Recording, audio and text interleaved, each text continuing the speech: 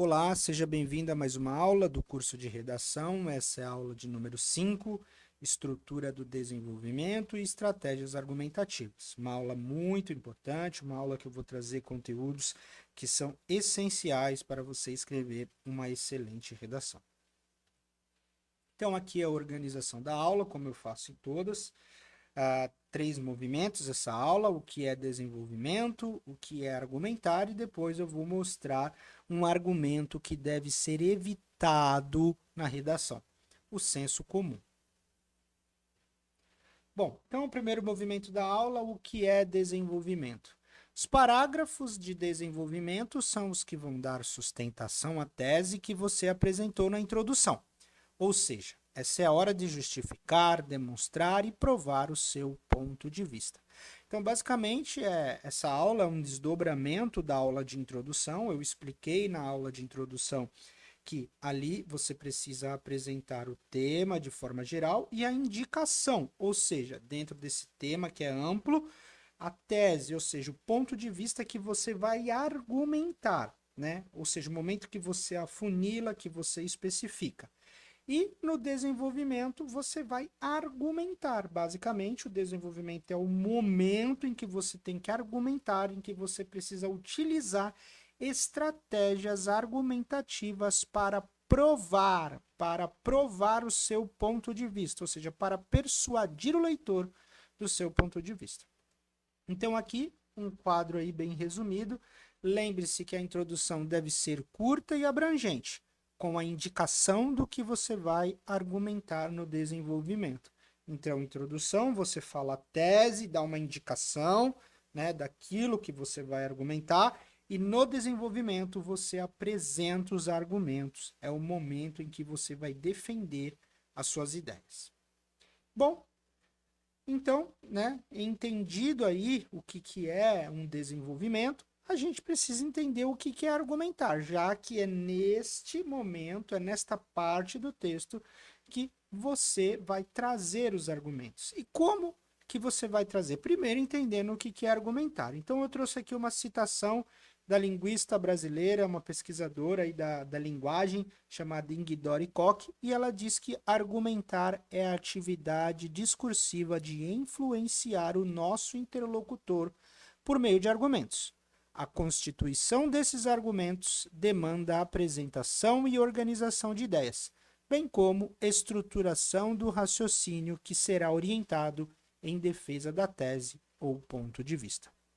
Então, este parágrafo eu separei 3 pontos, 3 tópicos ali que eu considero centrais para entendê-lo. Primeiro, argumentar envolve persuasão. Persuasão é convencer o interlocutor do seu ponto de vista. O interlocutor é a pessoa que recebe meu texto. Produtor é a pessoa que produz o texto, que escreve, e interlocutor é aquele que recebe. Então, o argumento ele envolve convencer o interlocutor do seu ponto de vista. E esse convencimento, né, essa argumentação que visa convencer, ela precisa ser, agora segundo ponto, organizada. Você precisa ter uma organização das ideias, as ideias que você vai apresentar. E essa organização, ela também precisa estar estruturada com raciocínio lógico. Então, esses 3 pontos, eles basicamente estruturam o que é argumentar.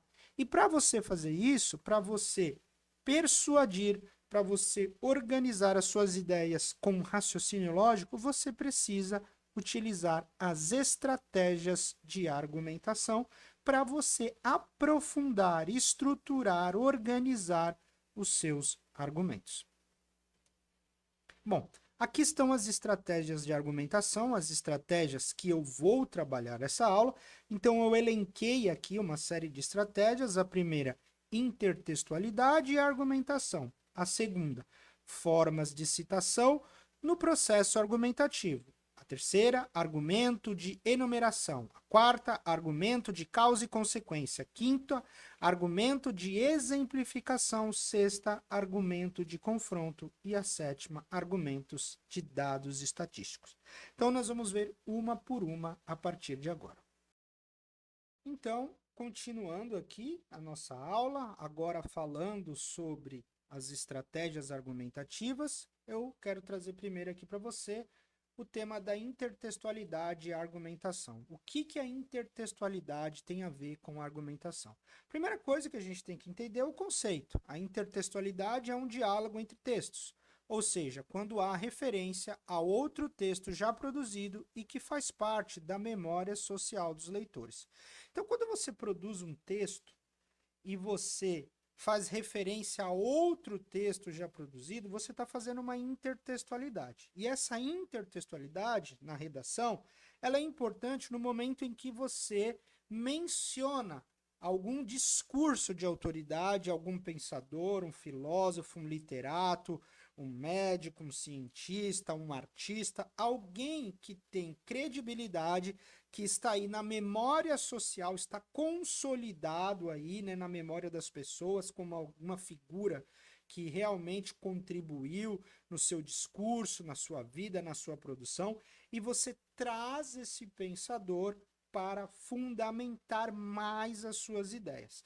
Então, é importante você usar a intertextualidade como uma forma de argumentação, porque ela enriquece o seu texto. O seu texto vai ter mais credibilidade e a maneira como você manipula os textos que estão inseridos aí no seu repertório cultural, você mostra basicamente como você enxerga o mundo, que eu escrevi aqui, basicamente nessa parte amarela. No diálogo que fazemos com outros textos, revelamos como explicamos o mundo.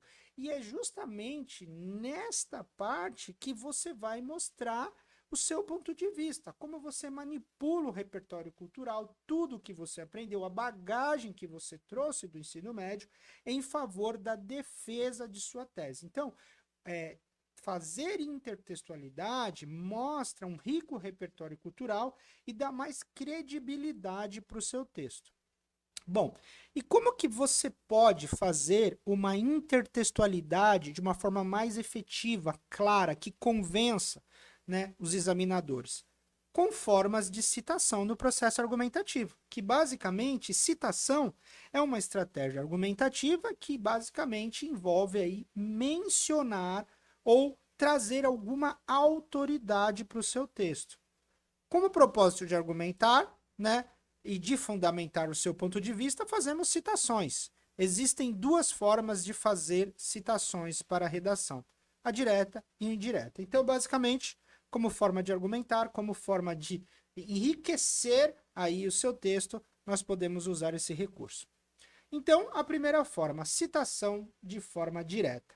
Nesse tipo de citação, você irá inserir as palavras do autor de forma literal, entre aspas, ou seja, você deve registrá-las da mesma forma como elas foram ditas ou escritas. Exemplo, em 1928, ao inaugurar a primeira rodovia asfaltada no Brasil, o Washington Luiz, então presidente do estado, iniciou a concretização da sua gestão. Governar é abrir estradas. Então, quando o autor aqui, o autor desse texto, ele escreve governar é abrir estradas e ele coloca essas aspas, a gente entende que ele está dizendo exatamente aquilo que o Washington Luiz disse, com as palavras do Washington Luiz. Ou seja, literalmente, isso significa citar diretamente um autor. Agora vamos ao exemplo de citação indireta.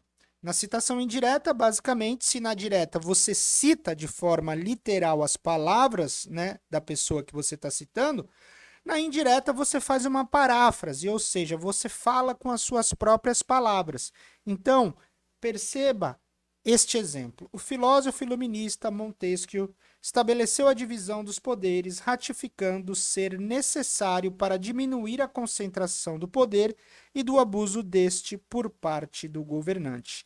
Então, depois que ele diz o filósofo iluminista Montesquieu, e aí esta vírgula, tudo que vem depois é o pensamento deste filósofo iluminista, só que com as palavras do produtor do texto, com outras palavras, ele usando as suas próprias ideias, como ele interpretou o que o filósofo iluminista disse. Então, ele está citando de forma indireta, e nesse caso você não coloca aspas. Bom, então vamos lá, algumas dicas sobre a utilização de citação na redação. Então, a primeira dica, só use uma citação se estiver seguro sobre o que foi dito. Ou seja, não pegue citações na internet deslocada do contexto se você não compreende minimamente o sentido daquela citação, o significado filosófico, se for uma citação filosófica. Por quê? Você pode retirar uma citação de contexto e aplicar ela de forma inadequada, errada. É possível isso. Segundo, quando você citar, você precisa relacionar essa citação com o tema. Eu costumo dizer para os meus alunos, você cita e depois você já continua mostrando como essa citação está relacionada com o tema que você está desenvolvendo. Ou seja, você não pode simplesmente citar e pronto. Senão vai ficar uma citação totalmente deslocada, inadequada no seu texto. Ou seja, citou por citar. Busque citar pessoas que tenham valor, credibilidade, relevância. Coloque citações breves, objetivas, ou seja, o texto ele é curto, então você não vai escrever um parágrafo inteiro de citação. Você precisa fazer uma citação breve, objetiva e já relacionar com o seu texto. Costumo dizer aí que um processo como esse você faz em um parágrafo. Você escreve uma citação breve, já comenta e já relaciona com o seu texto. E aí você continua a argumentar. Por que usar citação na redação? A citação é uma estratégia argumentativa que pode te ajudar bastante na fundamentação da sua tese. Por isso, apropriar-se corretamente dos dizeres de alguém pode enriquecer bastante a sua produção. É uma forma de revelar conhecimento e capacidade de relacionar ideias. Isso é muito importante, porque quando você faz uma citação, você não só revela conhecimento, mas você relaciona ideias. Por exemplo, você vai fazer uma citação do Machado de Assis. E aí você pega uma crítica que o Machado de Assis fez no século XIX e aplica no mundo atual. Você relaciona ideias que aconteceram no século XIX e que podem ainda ser aplicadas hoje. Veja que interessante. Então, continuando com as nossas estratégias, agora a gente entra no argumento de enumeração, que basicamente consiste em especificar a ideia central através de pormenores, ou seja, enumerações. Então, para que o aluno sinta-se motivado a estudar, veja que ele vai trazer uma série de tópicos, né, que ele entende que são essenciais para que o aluno se sinta motivado a estudar. Então, ele diz, a escola deve oferecer uma série de condições favoráveis. Um prédio amplo, espaçoso, cria um conforto físico facilitando o aprendizado, pois é praticamente impossível assimilar algo com desconforto. Atividades constantes e diversificadas quebram a monotonia da classe, aguçando a curiosidade do aluno e, por sua vez, motivando-o para a aprendizagem. Relacionamento amistoso entre diretora, professor e alunos proporciona um clima ameno e favorável para o trabalho. Então, note aí que o autor foi enumerando e explicitando cada item de seus argumentos. Cada item que é importante para que o aluno se sinta motivado. Então, seguindo aqui, agora nós vamos para o argumento de causa e consequência. É um argumento frequentemente usado no desenvolvimento dos textos dissertativos. O autor apresenta a causa do problema para, em seguida, mostrar as possíveis consequências. Veja o exemplo. Grande parte da população não confia nos políticos, pois a maioria vive discutindo meios que favorecem a perpetuação do poder próprio, e os problemas que atrapalham a vida do povo geralmente são esquecidos. Então, basicamente, veja, note que a causa da falta da credibilidade dos parlamentares é que a maioria está preocupado com o poder, trazendo como consequência o esquecimento dos problemas que afligem a vida da população. O autor desenvolveu seu texto defendendo argumentos com causa e consequência. Então, seguindo aí, né, a nossa lista, agora nós vamos falar do argumento por exemplificação. Então, outro meio de argumentação que facilita o trabalho do autor, nele mostra-se exemplos que comprovam a defesa dos argumentos. Veja aqui. A pena de morte não deve ser aprovada, pois não é eficaz no combate contra o crime. Em países como os Estados Unidos, onde a lei existe e é aplicada com frequência, o crime não diminuiu e, inclusive, é maior que em alguns países em que não há esta lei. A Suécia é um exemplo, onde o índice de criminalidade é muito pequeno. Então veja que neste parágrafo o autor utilizou exemplos para defender o seu ponto de vista, a não aprovação da pena de morte. Então você pode utilizar exemplos da sua realidade, coisas que você vê no país e no mundo, para fundamentar a sua tese. Vamos para o próximo argumento, né? A próxima estratégia, agora argumento de confronto. Consiste em comparar seres, fatos ou ideias, enfatizando as igualdades e desigualdade entre eles. Então veja lá.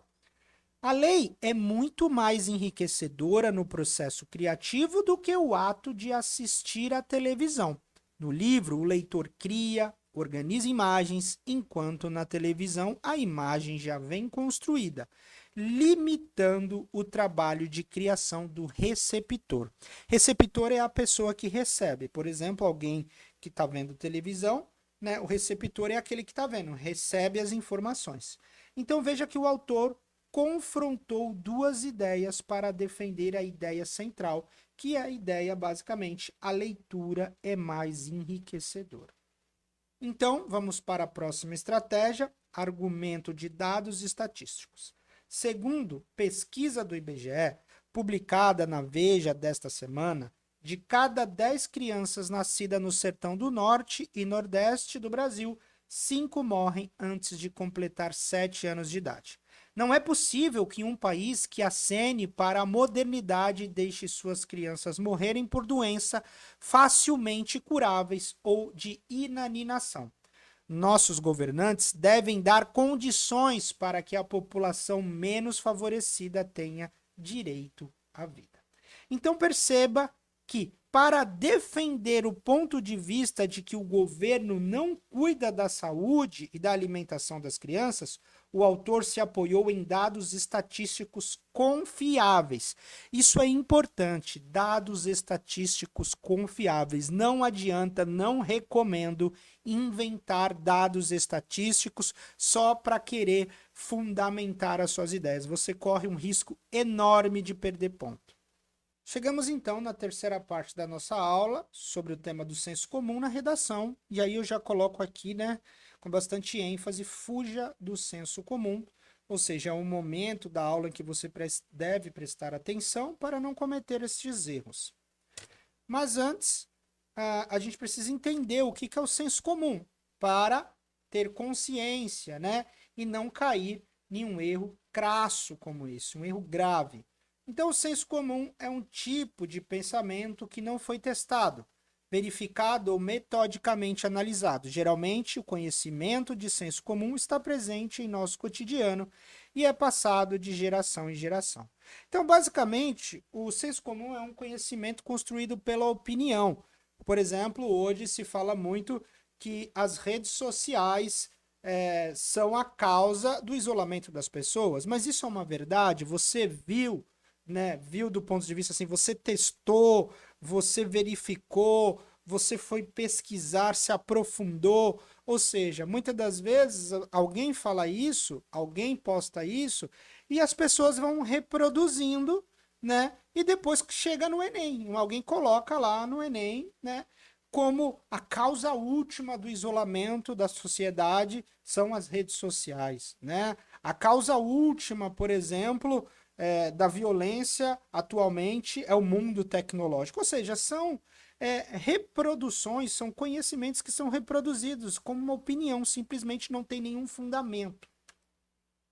Então, basicamente, a diferença do senso comum para o senso crítico. O senso crítico prevalece a desconfiança, o ceticismo, a crítica e a análise. Então, no senso crítico, se alguém te fala alguma coisa, você vai perguntar, pô, é isso mesmo? Será? Você vai investigar, você vai pesquisar fontes seguras. Hoje em dia, por exemplo, tem muitas fake news aí, e aí você olha aquela notícia e fala, vou pesquisar, vou num site de checagem. O senso comum prevalece a aceitação do conhecimento dado e repetido. Então alguém fala, alguém diz para você, né, que colocar a vassoura atrás da porta quando vier na sua casa uma visita indesejada, a visita vai embora. Porque isso é senso comum, isso é passado de geração em geração. E simplesmente porque alguém falou que você precisa, se você passar, sei lá, alguma plantinha em alguma parte do machucado sara, você vai lá e faz isso. Então, são conhecimentos que não são devidamente testados. Então, basicamente, aqui o senso comum na redação. Como que ele aparece? Um exemplo interessante de senso comum são conclusões que terminam com: o governo deve agir, as autoridades devem tomar providências, ou ainda a população deve se conscientizar. Por que que isso é o senso comum? Porque é óbvio, todo mundo sabe que essas coisas devem acontecer, né? Mas quando você fala o governo deve agir, é como se o governo não soubesse disso, como se isso fosse, né, a maior descoberta. E é um conhecimento generalista, né? Você generaliza, o governo deve agir para acabar com toda a corrupção. Numa redação, você não pode argumentar dessa forma, né? Principalmente numa conclusão, você deve ser específico. O governo deve agir, mas como? O que que ele deve fazer especificamente? Quais são as ações? Quais são os ministérios, né, que precisam agir conjuntamente com o governo para acabar, por exemplo, com a fome, com a corrupção? Então você precisa ser específico, profundo, não generalista, não do senso comum, não uma opinião. Então, outro exemplo de senso comum em redação é o uso de certas frases e citações de autores famosos, como os fins justificam os meios. Ou seja, aqui, né, você pega uma frase como essa, né, do Maquiavel, e simplesmente você solta lá e sai correndo. Ou seja, você pode usar uma citação, mas você precisa ter muito conhecimento do contexto, você precisa trazer essa citação de acordo com a tua tese, mostrando como você vai defender, simplesmente citar por citar, dizer também essa outra citação muito famosa do o homem é o lobo do próprio homem, né? De outro filósofo, Thomas Hobbes. Então, essas citações, essas ideias soltas nas redações são clichês, viraram clichês, né? Ou ainda, é preciso amar as pessoas como se não houvesse amanhã. Você chega lá na conclusão e você dá essa solução. É preciso amar as pessoas como se não houvesse amanhã. Ou seja, se eu apresentei estratégias aqui para você, você precisa usar. Trazer frases prontas, trazer ideias generalistas, essas ideias gerais, o governo deve agir, é preciso amar as pessoas, vamos se abraçar. Isso não funciona. Isso é um argumento superficial. Então, o uso de citações assim empobrece o seu texto, principalmente porque você pode dizer algo parecido com suas próprias palavras. Essas fórmulas se transformam em soluções genéricas que se tornam cada vez mais vazias de significado. Agora eu quero trazer para vocês alguns exemplos de citações positivas para você sair do senso comum, para você aprofundar o seu texto, certo? Então veja aqui, ó. Esses exemplos eu tirei de redações nota 1000 no Enem. Então vamos lá. Na obra Memórias Póstumas de Brás Cubas, o realista Machado de Assis expõe, por meio da repulsa do personagem principal em relação à deficiência física, ela era coxa, a maneira como a sociedade brasileira trata os deficientes. Atualmente, mesmo após avanços nos direitos desses cidadãos, a situação de exclusão e preconceito permanece e se reflete na precária condição da educação ofertada aos surdos no país.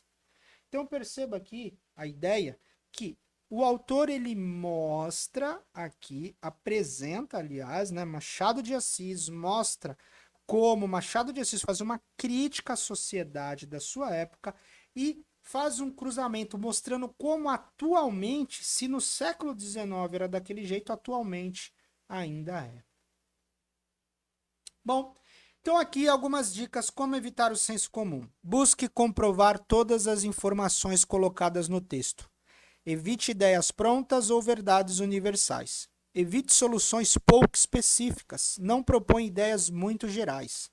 Não use frases ou expressões que todo mundo usa. Evite fórmulas mágicas que você encontra na internet. Insira referenciais relevantes. Então, chegamos ao final da nossa aula sobre desenvolvimento e argumentação. A minha sugestão é que você releia esses slides e escreva argumentos, treine argumentos com essas estratégias.